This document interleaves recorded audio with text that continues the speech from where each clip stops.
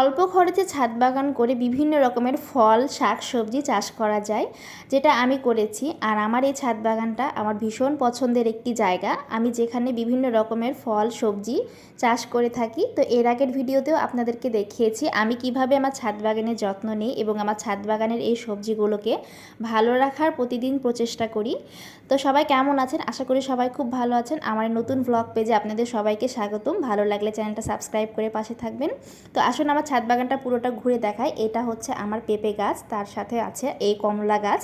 এই কমলা গাছে এই প্রথমবার কমলা এসেছে। আমার প্রায় 6 থেকে 7 বছর থেকে এই ছাদ বাগানে আমি পরিশ্রম করি। আর এখন মাশাআল্লাহ আমার প্রত্যেকটা গাছে ফল এসেছে। আর এটা হচ্ছে আনারের গাছ। আনারটা ভীষণ টুকটুকে লাল হয়েছে, আর অনেকগুলো আনার আমরা পেরেও খেয়েছি। আর সামাইরা এবং সায়ান ভীষণ ভালোবাসে এই আনারগুলো খেতে।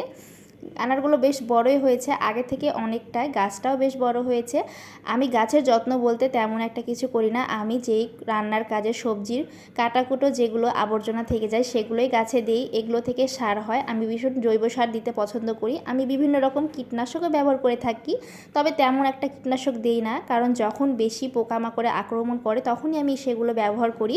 তো এইভাবে ছোট ছোট গাছগুলোকে আপনারা যত্ন সহকারে বড় করতে পারেন এবং সেখান থেকেই যেই সবজিগুলো আসে ফলগুলো আসে আপনাদের প্রতিদিনের চাহিদাটা মেটাতে পারবে।